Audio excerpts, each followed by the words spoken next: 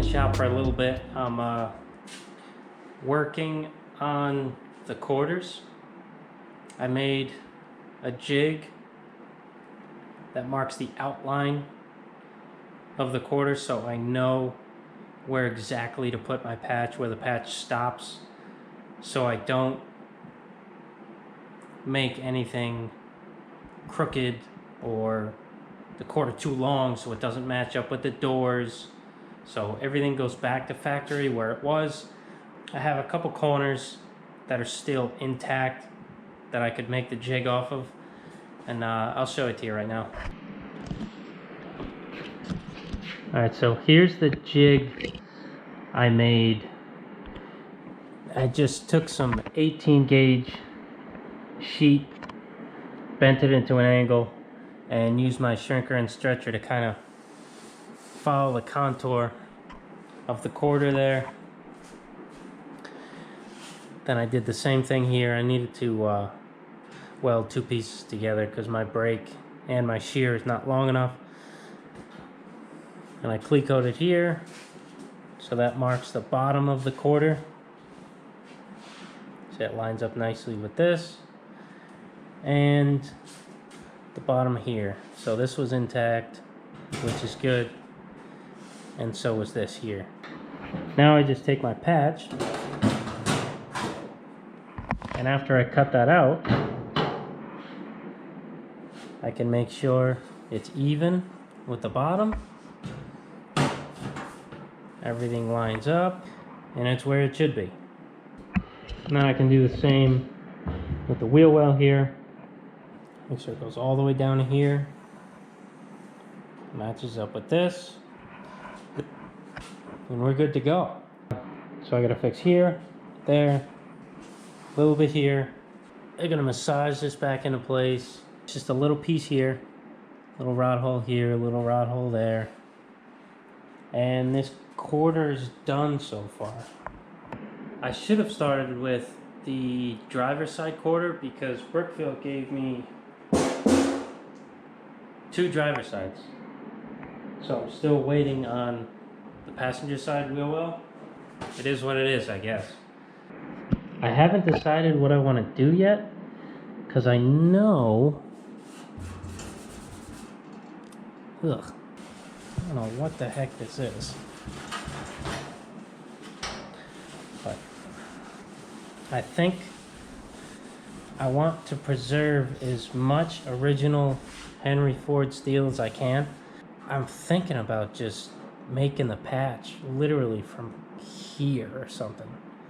Just cutting it here instead of using the full patch and going up to here. Alright, so I think I'm just gonna take 2.5 inches off the bottom. I think it's a safe number to do.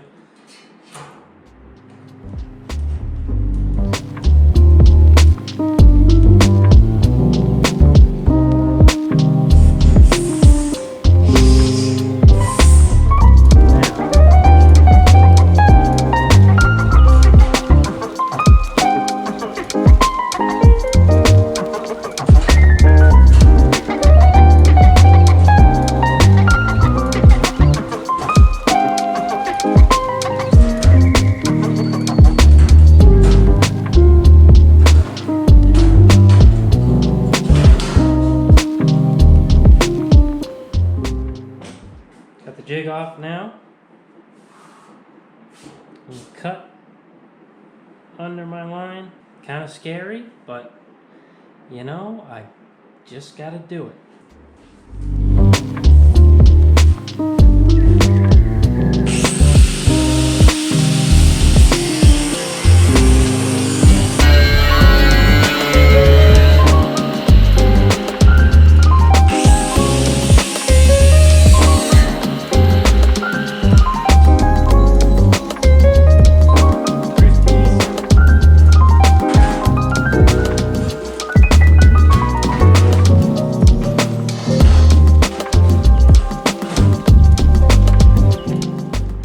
Alright, so I cut this piece down. Still needs a little bit, a little fitting here and there. Kind of Obviously tweaking it slowly as I go so it fits perfectly in this spot. So just gotta take a file to this.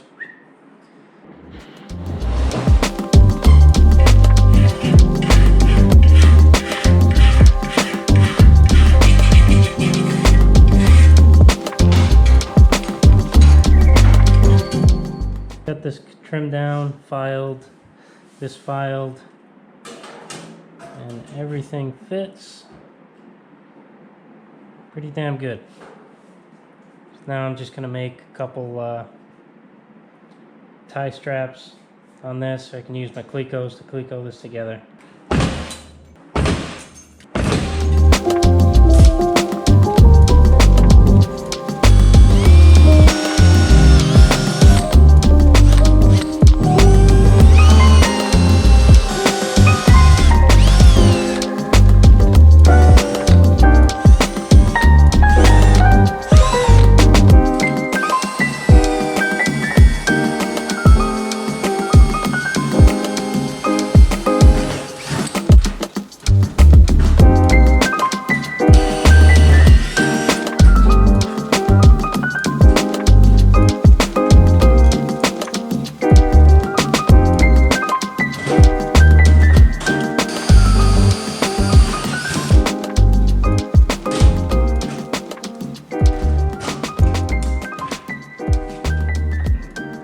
Alright, now I got it just the way I want it. Looking good, gaps looking good, and this, I massage this a little better. That's what that's looking like so far. I have the driver's side quarter here now. I flipped everything around, drilled a couple more holes, and I got my jig to work on this side too, so kind of made it reversible. Right now I'm about to cut this quarter right above those bad words. Cut them right there. The reason I'm cutting it so high is not to get rid of the words. I want them gone, but it's not for that reason. It looks like it's only bad to here, but if you get on the back side, it's really pitted all around here. So it really starts getting good at that line.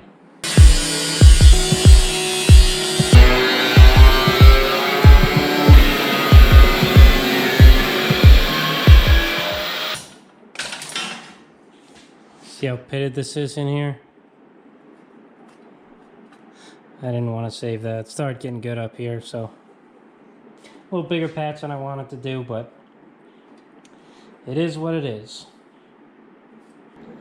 Alright, now I'm gonna put this jig back on. All it is a few clecos.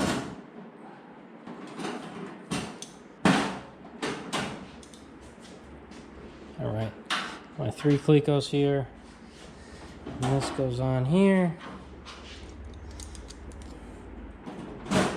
Takes 2 more, and now you know exactly where it ends.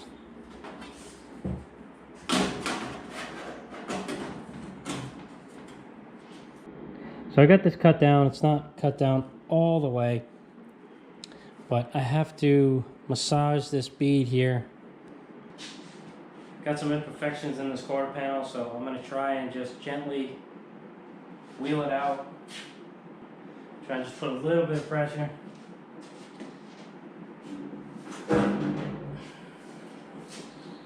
See if I can get it.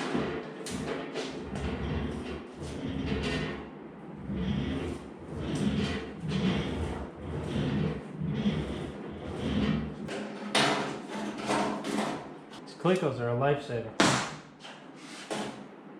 Alright, now we're going to make a few more of these strips so I can cleco the panel like I did the other one.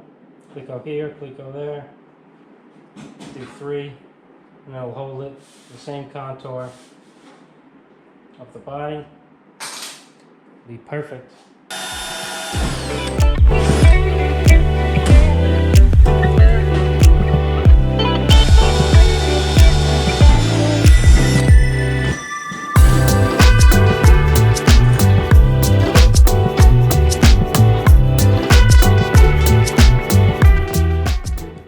Alright, so I got the gaps nice and tight.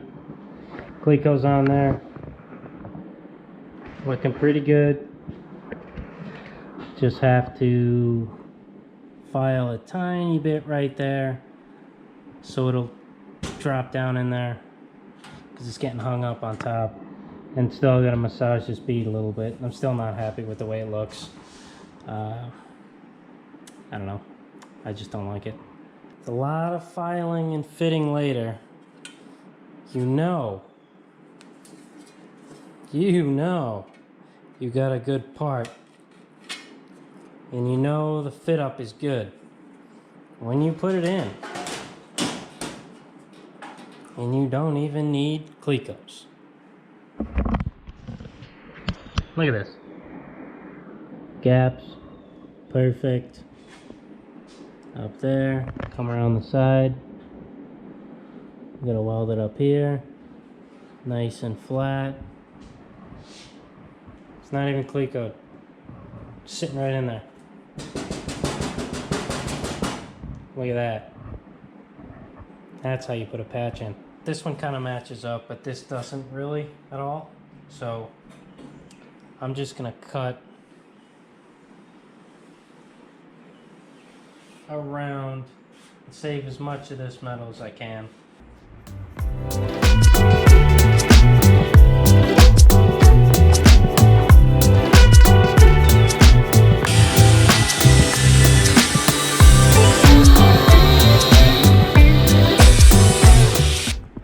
As you can see, I cut that out, laid it on top, laid the new piece on top, and just gonna go underneath it with a scribe out on this. After I have my jig clecoed back in, I'm gonna scribe the underside of this and cut close to the line, and then I'll check the fit, and then I'll come back in and cut on the line. And hopefully that's where it needs to sit. And I'll make some more of my little cleco tabs. Cleco it in. This patch clecoed in. Get this patch clecoed in. Gotta mess around with the shape of this panel, but with my jig, able to get that patch down on there. Wheel well patch on. Like a little bit in that corner right there, and probably something in there. I don't really know yet, but of course I closed up shop, and I was trying to make an ending video, ending clip, and the GoPro died, so I packed everything up in here. That's why it's all cramped, but it's looking good. That patch follows that contour nicely. So this quarter panel is almost done.